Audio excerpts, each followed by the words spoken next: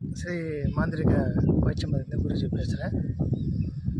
இப்போது நம்ம வந்து கோர்ட்டு கேஸு அப்படின்னு சொல்லிட்டு நம்மளுக்கு ஏதோ ஒரு பிரச்சனைகள் இருக்கும்.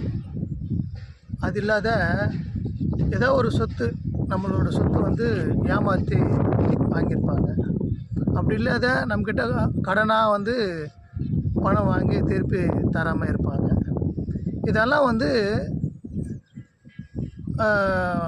நம்ம அருகாமையில் இருக்க மக்கள், தெரிஞ்ச மக்கள் தான் இந்த மாதிரி துரோகம் பண்ணுவாங்க.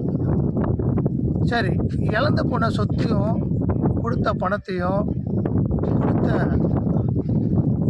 செல்வத்தையும் நகைகளையும் திருப்பி பெறணும்னு சொன்னால் ஒரு வழி இருக்குது. என்னென்னா, மதி யக்ஷனி அப்படின்னு சொல்லிட்டு ஒரு யக்ஷி தேவதை.